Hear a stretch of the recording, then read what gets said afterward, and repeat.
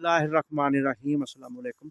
तो मेरे ਜ਼ਿਮੀਂਦਾਰ भाइयों ਸਾਡੀ ਅਮੂਮਨ ਗੰਦਮ ਦੀ ਫਸਲ 60-70 ਦਿਨ ਤੋਂ ਲੈ ਕੇ 90 ਦਿਨ 100 ਦਿਨ ਦੇ ਕਰੀਬ ਚਲੀ ਗਈ ਹੈ। ਤੇ ਜਦੋਂ ਸਾਡੀ ਗੰਦਮ ਦੀ ਫਸਲ 60-70 ਦਿਨ ਤੋਂ ਲੈ ਕੇ 100 ਦਿਨ ਤੇ ਚਲੀ ਜਾਂਦੀ ਹੈ ਤੇ ਫਿਰ ਸਾਨੂੰ ਕਿੱਦਾਂ ਦੀਆਂ ਪਲਾਨਿੰਗਾਂ ਕਰਨੀਆਂ ਚਾਹੀਦੀਆਂ, ਕਿੱਦਾਂ ਦੀਆਂ ਇhtiyati ਤਦਾਬੀਰ ਕਰਨੀਆਂ ਚਾਹੀਦੀਆਂ ਕਿ ਅਸੀਂ ਇੱਕ ਬਿਹਤਰ ਔਰ ਅੱਛੀ ਪੈਦਾਵਾਰ ਲੈ ਲਈਏ। ਤੇ ਇਸੇ ਸਿਲਸਿਲੇ ਦੇ ਵਿੱਚ ਫਾਰਮਰ ਮੇਰੇ ਨਾਲ ਮੌਜੂਦ ਆ ਤੇ ਇਹ ਵੀ ਕੋਈ ਆਪਦਾ ਸਵਾਲ ਕਰੇਗਾ ਤੇ ਇਹਦਾ ਵੀ ਸਵਾਲ ਸੁਣਦੇ ਆ ਤੇ ਫਿਰ ਅਸੀਂ ਤਫਸੀਲੀ ਗੱਲਬਾਤ ਕਰਾਂਗੇ। ਅਗਰ ਤੁਸੀਂ ਨਵੇਂ ਆ ਤੇ ਸਾਡੇ ਚੈਨਲ ਨੂੰ ਸਬਸਕ੍ਰਾਈਬ ਕਰ ਲਓ ਤੇ ਬੈਲ ਦਾ ਬਟਨ ਦਬਾ ਦਿਓ ਤਾਂ ਕਿ ਅਸੀਂ ਇਹ ਜਿਹੜੀ ਵੀਡੀਓ ਬਣਾ ਰਹੇ ਹਾਂ ਕਰਾਪਸ ਤੇ ਉਹ ਬਰ ਵਕਤ ਤੁਹਾਡੇ ਤੱਕ ਪਹੁੰਚਦੀਆਂ ਰਹਿਣ। ਜੀ ਤੁਹਾਡਾ ਕੀ ਸਵਾਲ ਆ ਜੀ? ਸਾਡਾ ਸਵਾਲ ਇਹ ਆ ਜੀ, ਆ ਕਰ ਲੈਂਦੇ ਆ ਵੀ ਕਣਕ ਕੁਛ ਹੁਣ ਸਾਨੂੰ ਕਿਸੇ ਦਾ ਇਹਨੂੰ ਪਾਉਣੀ ਚਾਹੀਦੀ ਆ ਖਾਦ ਜਾਂ ਕੀ ਹਿਸਾਬ ਐਸ ਮਿਲਦੀ ਆ, ਕੁਛ ਇਹਨੂੰ ਛੋਟੀ ਆ, ਕੁਛ ਇਦੋਂ ਛੋਟੀ ਹੈ। ਹਾਂ ਠੀਕ ਹੈ। ਇਹਨੂੰ ਹੁਣ ਕਿਹੜੀ ਖਾਦ ਪਾਉਣੀ ਚਾਹੀਦੀ ਆ, ਕੀ ਕਰਨਾ ਚਾਹੀਦਾ? ਕੀ ਕਰਨਾ ਚਾਹੀਦਾ? ਦੇਖੋ ਜੀ ਇਹਨਾਂ ਦਾ ਸਵਾਲ ਇਹ ਆ ਦੇਖੋ ਇਹਨਾਂ ਨੇ ਇੱਕ ਸਾਹਮਣੇ ਆ ਸਿੱਟਾ ਇੱਕ ਮਤਲਬ ਗੰਦਮ ਦਾ ਇੱਕ ਪੌਦਾ ਉਖਾੜਿਆ ਵਾ ਤੇ ਇਹ ਕਹਿੰਦੇ ਵੀ ਕੁਛ ਇਸ ਸਟੇਜ ਤੇ ਚਲੀ ਗਈ ਆ। ਦੇਖੋ ਇਹ ਜਿਹੜੀ ਸਟੇਜ ਇਹਨਾਂ ਨੇ ਹੱਥ 'ਚ ਫੜੀ ਆ ਨਾ, ਇਹ 90 ਦਿਨ ਤੋਂ ਉੱਤੇ ਆ। ਇਹ 90 ਦਿਨ ਤੋਂ ਉੱਤੇ ਚਲੀ ਗਈ ਆ ਤੇ ਇਹਨਾਂ ਦਾ ਇਹ ਵੀ ਸਵਾਲ ਆ ਵੀ ਇਸ ਸਟੇਜ ਤੇ ਕੀ ਕਰਨਾ ਚਾਹੀਦਾ ਔਰ ਜਿਹੜੀ ਇਦੋਂ ਛੋਟੀ ਸਟੇਜ ਆ ਮਤਲਬ 70 ਦਿਨ ਵਾਲੀ ਆ 60 ਦਿਨ ਵਾਲੀ ਆ ਉੱਥੇ ਸਾਨੂੰ ਕੀ ਕਰਨਾ ਚਾਹੀਦਾ? ਇਹ ਫੜੋ ਹੱਥ 'ਚ।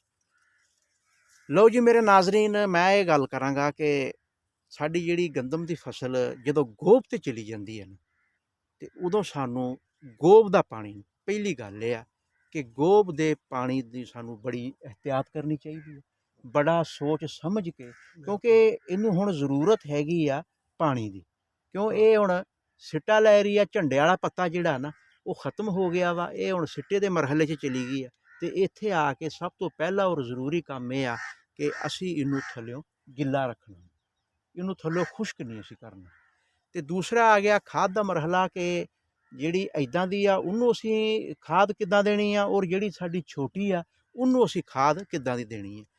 ਦੇਖੋ ਅਸੀਂ ਯੂਰੀਆ ਦਾ ਇਸਤੇਮਾਲ ਕਰ ਲਿਆ, DAP ਦਾ ਇਸਤੇਮਾਲ ਕਰ ਲਿਆ ਤੇ ਇੱਥੇ ਆ ਕੇ ਹੁਣ ਅਸੀਂ ਇੱਥੇ ਕੀ ਕਰਨਾ? ਮੈਂ ਇਹ ਗੱਲ ਕਹਾਂਗਾ ਕਿ ਇੱਥੇ ਆ ਕੇ ਜਿਹੜਾ ਸਾਡਾ ਪੌਦਾ ਆ ਨਾ ਇਹਦੇ ਵਿੱਚ ਹੁਣ ਫਰੂਟਿੰਗ ਦਾ ਅਮਲ ਜਾਰੀ ਆ, ਇਹਦੇ 'ਚ ਫਲ ਬਣ ਰਿਹਾ ਤੇ ਅਸੀਂ ਹੁਣ ਸਾਰਾ ਕੁਝ ਛੱਡ ਦੇਣਾ ਵਾ, ਅਸੀਂ ਇਸ ਫਲ ਨੂੰ ਮਜ਼ਬੂਤ ਕਰਨਾ ਤੇ ਇਹਦੀ ਮਜ਼ਬੂਤੀ ਕਰਨ ਵਾਸਤੇ ਸਾਨੂੰ ਜਿਹੜੇ ਸੋਰਸ ਦੀ ਹੁਣ ਜ਼ਰੂਰਤ ਆ ਨਾ ਉਹ ਇੱਕ ਤਾਂ ਸਾਨੂੰ ਬੋਰਾਨ ਦੀ ਜ਼ਰੂਰਤ ਆ, ਪੋਟਾਸ਼ ਦੀ ਜ਼ਰੂਰਤ ਆ, ਫਾਸਫੋਰਸ ਦੀ ਜ਼ਰੂਰਤ ਆ। ਇੱਦਾਂ ਦੀ ਸਿਲੈਕਸ਼ਨ ਤੁਸੀਂ ਕਰਨੀ ਆ ਜਿਹਦੇ ਵਿੱਚ ਪੋਟਾਸ਼ ਵੀ ਹੋਵੇ, ਬੋਰਾਨ ਵੀ ਹੋਵੇ ਔਰ ਫਾਸਫੋਰਸ ਵੀ ਹੋਵੇ।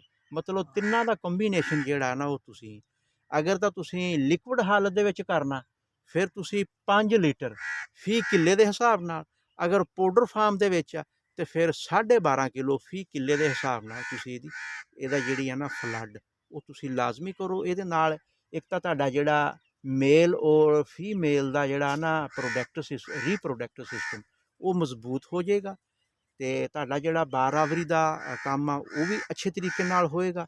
ਤੁਹਾਡੇ ਜਿਹੜੀਆਂ ਘੁਰੀਆਂ ਦੀ ਤਾਦਾਦ ਆ ਉਹ ਵੀ ਜ਼ਿਆਦਾ ਹੋਏਗੀ, ਸਿੱਟਾ ਤੁਹਾਡਾ ਲੰਬਾ ਹੋਏਗਾ ਔਰ ਗੰਦਮ ਤੁਹਾਡੀ ਜਿਤਨੇ ਵੀ ਕਲਾਈਮੇਟ ਚੇਂਜ ਮਤਲਬ ਸਰਦੀ ਗਰਮੀ, ਜਿਸ ਤਰ੍ਹਾਂ ਰਾਤ ਦਾ ਟੈਂਪਰੇਚਰ ਲੋ ਆ ਤੇ ਦਿਨ ਦਾ ਜ਼ਿਆਦਾ ਹੋ ਰਿਹਾ, ਇਹ ਤੁਹਾਡੇ ਇਸ ਤਰ੍ਹਾਂ ਦੇ ਜਿਹੜੇ ਟੈਂਪਰੇਚਰ ਦਾ ਉਤਾਰ ਚੜਾਓ ਆ ਉਹਦੇ ਤੋਂ ਵੀ ਫਸਲ ਤੁਹਾਡੀ ਮਹਿਫੂਜ਼ ਰਹੇਗੀ ਔਰ ਤੁਸੀਂ ਇੱਕ ਅੱਛੀ ਔਰ ਭਰਪੂਰ ਪੈਦਾਵਾਰ ਲੈਣ ਦੇ ਵਿੱਚ ਕਾਮਯਾਬ ਹੋ ਜਾਓਗੇ। ਪਾਣੀ ਦਾ ਖਿਆਲ ਰੱਖਣਾ ਵਾ ਤੇ ਜਿਹੜਾ ਸੋਰਸ ਮੈਂ ਦੱਸਿਆ ਵਾ ਇਹਦੇ ਤੁਸੀਂ ਅਮਲ ਪੈਰਾ ਹੋ ਕੇ ਤੇ ਅੱਛੀ ਔਰ ਭਰਪੂਰ ਪੈਦਾਵਾਰ ਲੈ ਸਕਦੇ। ਇਹਦੇ ਨਾਲ ਹੀ ਅਸੀਂ ਇਜਾਜ਼ਤ ਚਾਹੁੰਦੇ, ਆਪ ਦਾ ਖਿਆਲ ਰੱਖਿਆ ਜੋ, ਦੁਆਵਾਂ ਸਾਨੂੰ ਯਾਦ ਰੱਖਿਆ ਜੋ। ਅੱਲਾਹ ਹਾਫਿਜ਼।